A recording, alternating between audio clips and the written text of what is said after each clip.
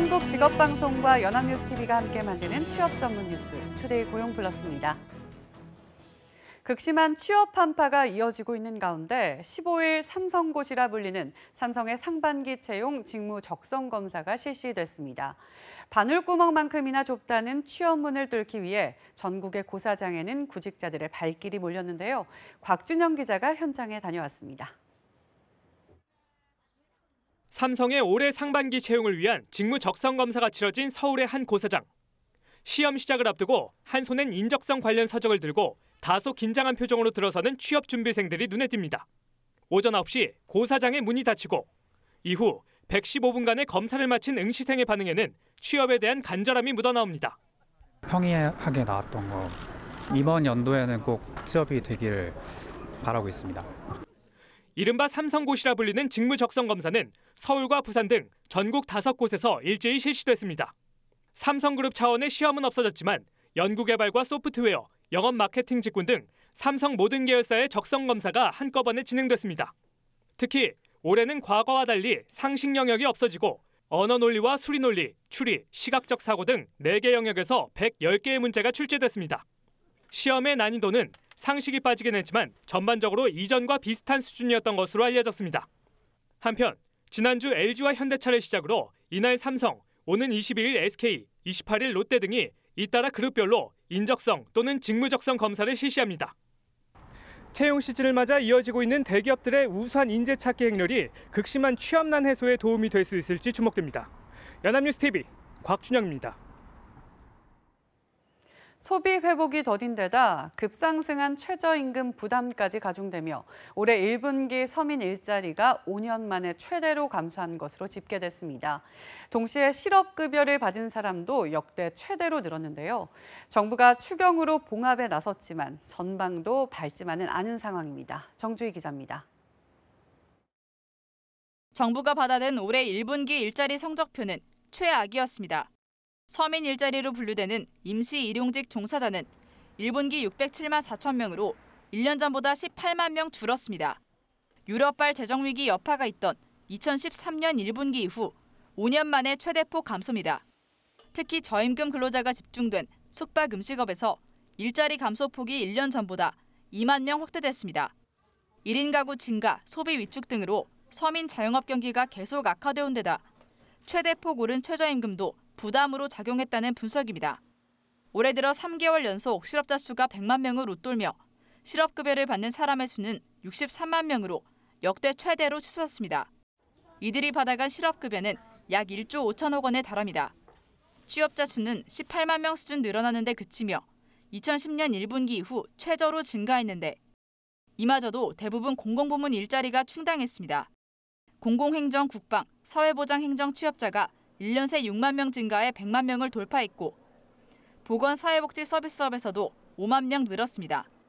정부가 민간부문 일자리 창출을 유도하기 위해 추가 경정예산 편성에 나섰지만 작년 서민 일자리를 지탱해온 건설 경기가 악화하는 등 난제가 산적한 상황입니다. 연합뉴스TV 정주희입니다. 조현민 대한항공 전무의 갑질 논란이 끊이지 않고 있습니다. 조전무로 추정되는 여성이 간부급 직원에게 욕설을 퍼붓는 음성 파일까지 공개됐는데요.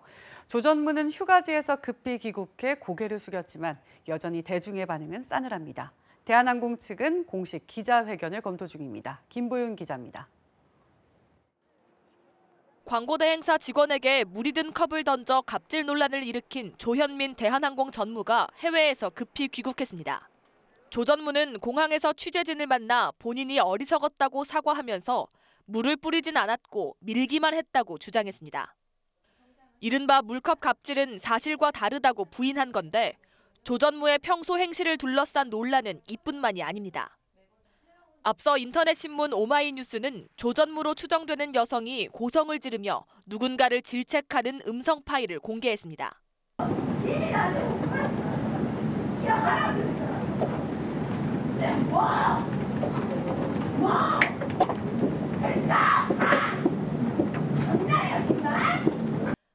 음성 파일 속 여성은 분을 참지 못하고 욕설을 내뱉기도 했습니다.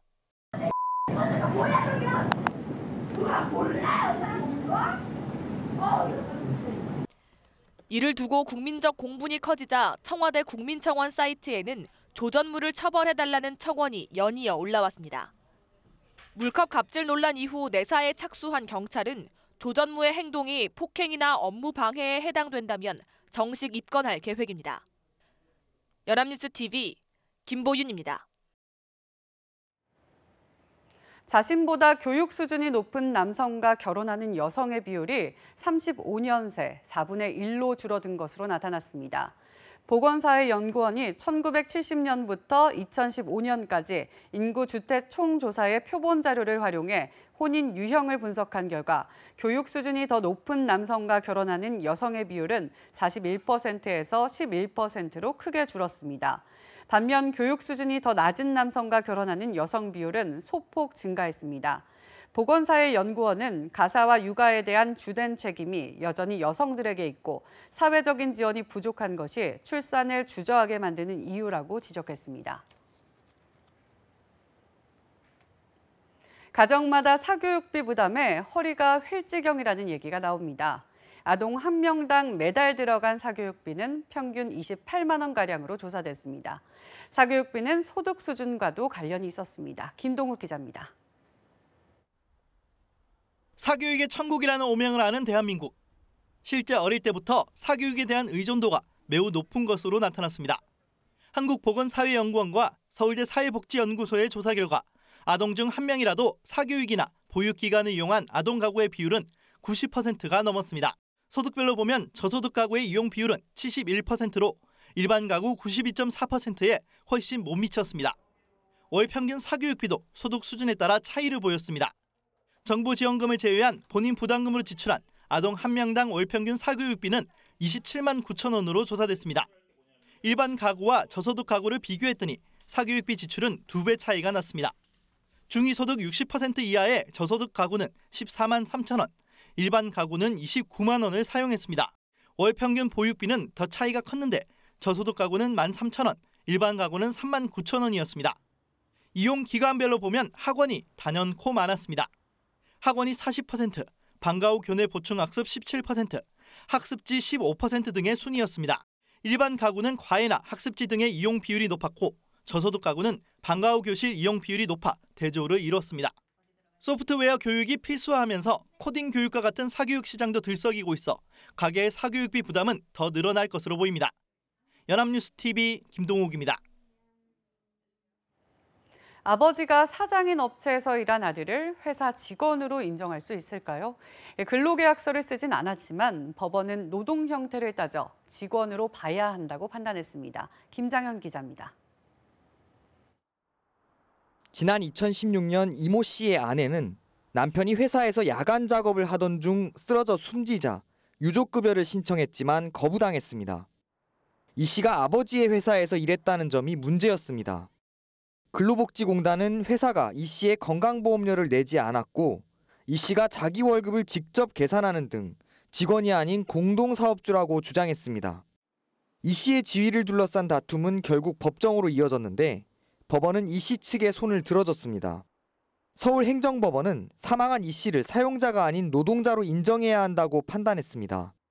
재판부는 계약의 형식보다 사용자의 지시를 받아 노동력을 제공했는지를 따져야 한다고 설명했습니다. 이 씨가 주요 업무를 할 때는 사장인 아버지가 최종 확인했고 매달 비슷한 금액의 급여를 받았으며 회사 손익에 대한 위험을 부담하지 않은 점이 근거가 됐습니다. 근로계약서를 쓰지는 않았지만 규모가 작은 회사인데다 부자관계라는 특수 상황을 인정해야 한다고 봤습니다. 법원은 근로복지공단이 유족급여와 장례비용을 지급해야 한다고 판결했습니다. 연합뉴스 TV 김장현입니다. 최근 도시 근교에서 도시민들을 대상으로 수학 체험을 제공해 농가 소득을 높이는 딸기 재배 농가가 부쩍 늘었습니다. 수학에 따른 인건비와 유통비까지 줄일 수 있어 일석이조입니다. 보도에 강창구 기자입니다. 어린 꼬마들이 딸기 따는 재미에 흠뻑 빠졌습니다. 탐스럽게 연근 딸기는 크기가 커서인지 몇 개만 따도 금세 한 그릇이 됩니다. 즉석에서 먹는 딸기 맛은 꿀맛입니다. 직접 체험도 하고 따서 먹기도 하고 하니까 아이들도 이제 기억에 남아서 좋은 것 같아요. 경기도 수원에 있는 이 딸기 농장은 연간 3천여 명의 체험객이 방문할 만큼 인기가 좋습니다. 체험객들은 수확한 딸기를 즉석에서 먹을 수 있고 딸기잼을 만들어 갈 수도 있습니다. 소비자가 직접 수확해 가져가니 시장에 내다 파는 것보다 이득입니다. 아무래도 일반 농산물 시장이나 마트를 나가는 것보다 한 20% 정도가 농가소득에서 훨씬 유리하다고 생각합니다. 체험 농업이 인기를 끌면서 수도권 지역 딸기 재배 면적이 최근 5년 새 3배나 늘었습니다. 딸기를 판매할 때보다 훨씬 많은 돈을 받을 수 있고 수확에 따른 노동력이나 유통 비용도 절감할 수 있기 때문입니다. 딸기를 수확하고 맛보고 하는 그런 체험 프로그램이 이제 증가함에 따라서 도시 인근의 그런 딸기 체험 농가가 가파르게 증가하고 있는 추세입니다. 농촌진흥청은 체험 농업이 활성화됨에 따라 자유롭게 높이를 조절할 수 있는 새로운 개념의 딸기 체험용 재배 시스템을 개발해 농가에 보급할 계획입니다. 연합뉴스TV 강창우입니다. 숙박과 음식점 취업자가 지난해 6월부터 10개월째 내리막길을 걸으면서 역대 최장 마이너스 행진을 이어갔습니다. 통계청에 따르면 숙박과 음식점 취업자는 지난달 222만 명으로 작년 6월부터 전년 같은 달 대비 매달 2만 명에서 5만 명이 줄었습니다. 감소 원인으로는 사드 배치로 중국인 관광객이 절반 가까이 끊긴 것과 최저임금 인상, 업황 부진 여파 등이 꼽힙니다. 다만 중국인 관광객이 3월 들어 회복세를 보이는 것은 취업 증가 요인이 될 것으로 보입니다. 일자리를 잃어 실업급여를 받은 고용보험 가입자 수가 올해 1분기 역대 최다를 기록했습니다. 한국고용정보원 고용행정통계에 따르면 올해 1분기 실업급여를 받은 고용보험 가입자는 62만 8천여 명으로 잠정 집계됐습니다. 이는 작년 1분기보다 4만여 명 늘었으며 분기별 수급자 수를 따로 집계한 2010년 이후 가장 많은 수준입니다. 이들이 1분기에 받은 실업급여 총액은 1년 전보다 2천여억 원 늘어난 1조 5천억 원으로 추산됐습니다.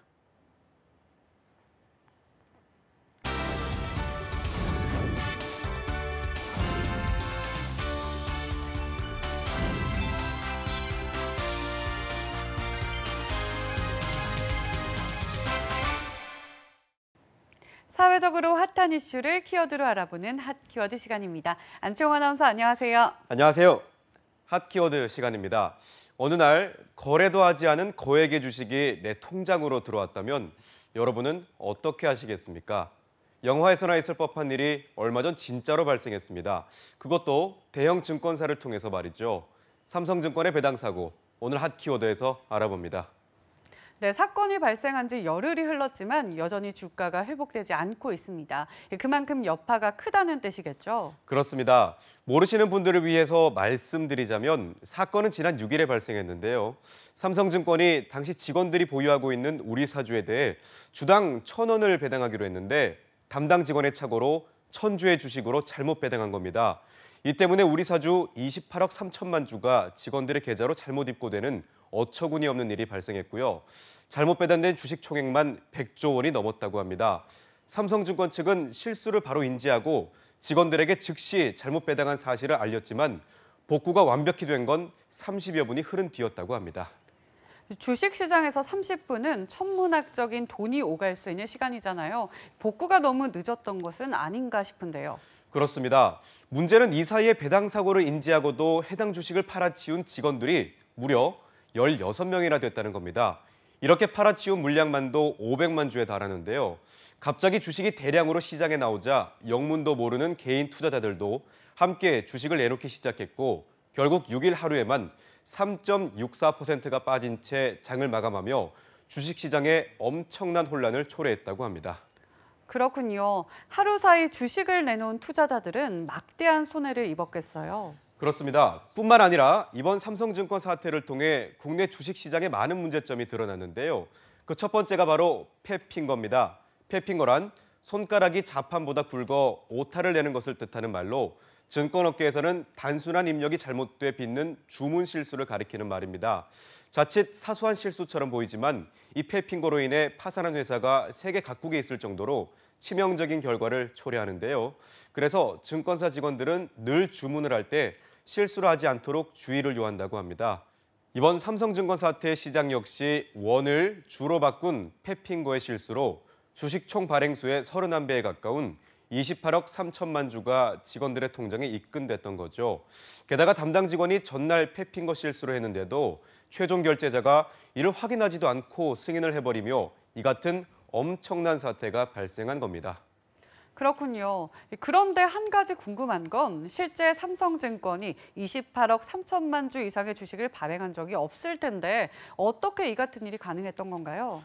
네, 3조 5천억짜리 기업이 그의 30배가 넘는 112조 원어치, 그것도 실체가 없는 주식 발행이 가능했던 것도 이번 사태의 큰 문제점으로 지적되고 있는데요. 이렇게 황당한 상황이 가능했던 건 삼성증권 직원들이 받은 유령 주식이 진짜 주식으로 인식됐기 때문입니다. 다시 말해서 가지고 있지 않은 주식을 빌려서 파는 공매도 시스템으로 인해 전산상으로는 유령 주식이 일반 주식처럼 매도 계약이 체결된 거죠. 네, 그런데 이렇게 수조 원의 유령 주식이 풀렸는데도 금융당국에서 인지하지 못하고 있었던 건 역시 큰 문제가 아닌가요? 맞습니다. 전산에서만 만들어진 가짜 주식이 장내에 대량으로 유통되는데 사전 차단은 물론 이런 사실을 감지하는 장치가 한국거래소나 예탁결제원 어느 곳에도 없었던 것 역시 원인 중 하나로 꼽히고 있습니다. 금융당국은 이번 사태가 공매도와 관계없다고 선을 그었지만 일각에선 내용면에선 공매도와 다를 바 없다며 공매도의 폐지까지 주장하고 있는데요. 공매도는 빌린 주식을 파는 과정에서 주가 발목을 잡는 데다가 주가가 하락할수록 수익이 나는 구조인 만큼 개인 투자자들은 공매도로 인해 이번처럼 큰 손해를 볼 수도 있기 때문입니다. 네, 공매도의 폐단은 예전부터 지적되어 왔었잖아요. 이번 사태를 계기로 공매도 제도가 개선이 되었으면 좋겠습니다. 하지만 가장 큰 문제는 없는 주식을 판 직원들이 아닐까 싶은데요. 그렇습니다. 이번 사태가 가장 커진 이유는 착오로 입고된 회사 주식을 내다 판 16명의 삼성증권 직원들 때문인데요. 누구보다 투명하고 정직해야 할 증권회사 직원들의 모럴 해저드, 즉 도덕적 해이가 이 같은 대형 사태를 발생시킨 겁니다. 이 16명 중에는 투자 판단을 제공하는 애널리스트뿐만 아니라 팀장급 간부와 리스크 관리, 기업 금융 담당도 포함돼 있어 논란이 됐는데요.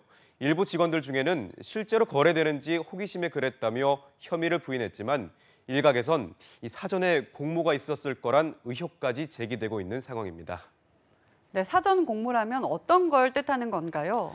네, 아시다시피 주식 거래는 바로 돈이 들어오는 것이 아니라 영업일로부터 사흘이 지나야 하고 기록까지 모두 남는 시스템인데요. 이러한 상황에서 주식을 몰래 팔아서 이익을 챙기는 건 불가능하기 때문에 주가가 하락하면 외부 세력이 나서서 매입을 하고 이에 대한 차익을 나누려 했을 것이란 의혹이 제기되고 있는 겁니다. 금융위원회도 이 같은 가능성을 염두에 두고 해당 직원의 휴대전화와 이메일을 압수해서 조사하고 있다고 합니다. 그렇군요. 그런데 이번 사태로 엄청난 금액을 손해본 개인 투자자들도 상당할 텐데 피해를 보상받을 방법은 없는 건가요? 네, 지난 11일 삼성증권은 이번 사태로 피해를 입은 개인 투자자들에 대해 보상안을 발표했는데요. 6일에 주식을 판 개인 투자자들에게 당일 장중 최고가인 39,800원에서 판 가격 차이만큼을 보상하겠다는 겁니다.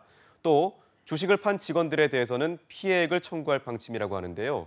이에 대해 일부 삼성증권 직원들 중에선 1차적으로는 회사 실수가 컸다고 보는데 직원들에게만 잘못을 떠넘기는 양상이라며 불만의 목소리도 높아지고 있다고 합니다. 그렇군요. 비록 한 글자의 실수로 인해 발생한 사태이지만 이로 인해 주식시장의 문제점이 총체적으로 드러나게 됐습니다. 금융당국의 철저한 조사와 세신을 통해 주식시장의 투명성이 회복되기를 바라겠습니다. 지금까지 핫키워드 안채홍 아나운서였습니다. 고맙습니다. 고맙습니다. 지금까지 투데이 고용플러스였습니다. 오늘 저희가 준비한 내용은 여기까지입니다. 함께해 주신 여러분 고맙습니다.